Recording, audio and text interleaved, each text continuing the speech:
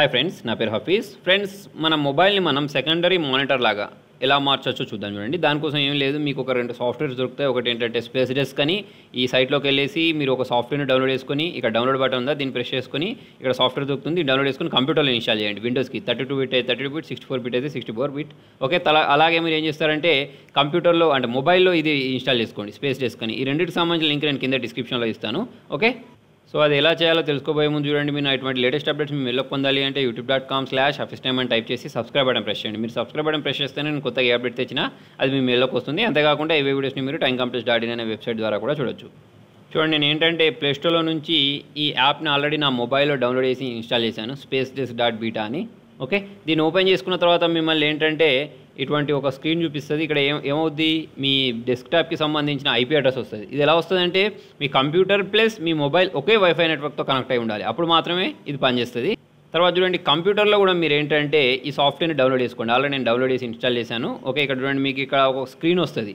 ఏంటి అంటే ఒక ఐకాన్ వస్తుంది. ఆ ఐకాన్ ఎలా ఉంటుంది అంటే చూడండి, ఇది ఉంది చూసారా, స్పేస్ డెస్క్ అని. దీని మీద రైట్ క్లిక్ ఇవ్వాలి. రైట్ క్లిక్ ఇచ్చేసి ఇక్కడ మీకు డిస్ప్లే సెట్టింగ్స్ ఉన్నాయి చూసారా, దీనిలోకి వెళ్ళాలి. దీనిలోకి వెళ్తే మీకు డిస్ప్లే సెట్టింగ్స్ అనేవి కనిపిస్తాయి. ఇక్కడ మీకు ఎన్ని మానిటర్స్ ఉన్నాయో అవన్నీ కనిపిస్తాయి అన్నట్టు. ఓకే, సో దానికంటే ముందు మీరు ఏం చేయాలి, మీ మొబైల్లో ఇక్కడ కనెక్ట్ అనే బటన్ ప్రెస్ చేయాలి. కనెక్ట్ అనే బటన్ ప్రెస్ చేస్తేనే మీకు ఏంటంటే అక్కడ 2 స్క్రీన్స్ కనిపిస్తాయి. ఓకే, సో నేను ఒకసారి చేసి చూపిస్తాను చూడండి. ఇక్కడ మీకు ఈ స్క్రీన్ ఇక్కడ ఉందా.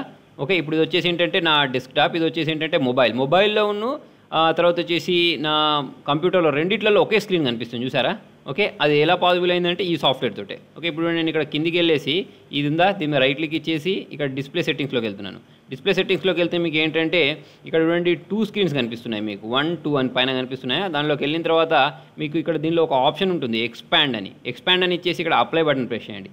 అప్లై బటన్ ప్రెస్ చేస్తే ఏమవుతుంది అంటే చూడండి, మీకు ఇక్కడ కూడా సేమ్ ఆప్షన్ వస్తుంది. ఓకే, మీరు ఏంటంటే కీప్ చేంజెస్ అని ఇచ్చేసి ఓకే బటన్ ప్రెస్ చేయండి. ఓకే బటన్ ప్రెస్ చేస్తే ఏమవుద్ది అని అంటే చూడండి, ఇప్పుడు మీరు ఈ స్క్రీన్లో ఓపెన్ చేసిన స్క్రీన్ని పక్కకు నేను మొబైల్ స్క్రీన్లో పంపిస్తాను. చూడండి ఎలా పంపిస్తాను. ఇప్పుడు ఇక్కడ ఏంటంటే మనం ఒకటి ఫైర్ ఫాక్స్ ఏదో ఒకటి బ్రౌజర్ ఓపెన్ చేద్దాం. మీరు ఏదైనా ఓపెన్ చేయొచ్చు. ఓకే, దీన్ని చూడండి మినిమైజ్ చేసి ఇక్కడ నుంచి పక్క మొబైల్లోకి ఎలా పంపిస్తున్నాను చూడండి. ఓకే, ఇక్కడ నుండి ఇక్కడ జరుపుతుంటే అదేంటంటే నాకు పక్కకు మొబైల్ స్క్రీన్లోకి వచ్చేసింది చూడండి. ఇలా మీరు రెండో స్క్రీన్ లాగా యూజ్ చేయొచ్చు అన్నట్టు మీ మొబైల్ని.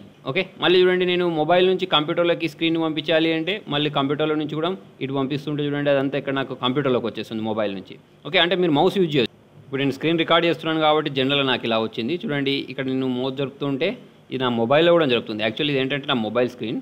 ఓకే, ఇప్పుడు ఇది వచ్చేసి ఏంటంటే మనకి ఇక్కడ డెస్క్టాప్ మీద తీసుకెళ్తాను చూడండి, ఇది డెస్క్టాప్. ఓకే, దీనిలో మనం ఏం చేయాలి అంటే ఇంతకుముందు నేను చూపించినట్టు ఈ ఆప్షన్ చూసారా, మల్టిపుల్ డిస్ప్లే అని, ఇక్కడికి వెళ్ళేసి మనం ఇది పెట్టుకోవాలి, ఎక్స్టెండ్ ది స్క్రీన్. అంటే ఏంటంటే మనం ఇక్కడ అప్లై బటన్ ప్రెస్ చేసిన వెంటనే ఇక్కడ సేవ్ చేంజెస్ అని వచ్చేసిన తర్వాత మనం ఏం చేయాలి అంటే ఇప్పుడు మనం ఇక్కడ నుంచి ఏదైనా జరిపిందంతా మనకి ఏంటంటే ఈ మొబైల్ స్క్రీన్లోకి వెళ్తుంది అన్నట్టు. ఓకే, సో ఫ్రెండ్స్, మీకు నా వీడియో నచ్చినట్టయితే లైక్ బటన్ ప్రెస్ చేయండి. ఫేస్బుక్ ద్వారా, ట్విట్టర్ ద్వారా, గూగుల్ ప్లస్ ద్వారా, వాట్సాప్ ద్వారా నా వీడియోని షేర్ చేయండి. మీకు ఇంకేమైనా డౌట్స్ ఉంటే కింద కామెంట్లో రాయండి. Thank you.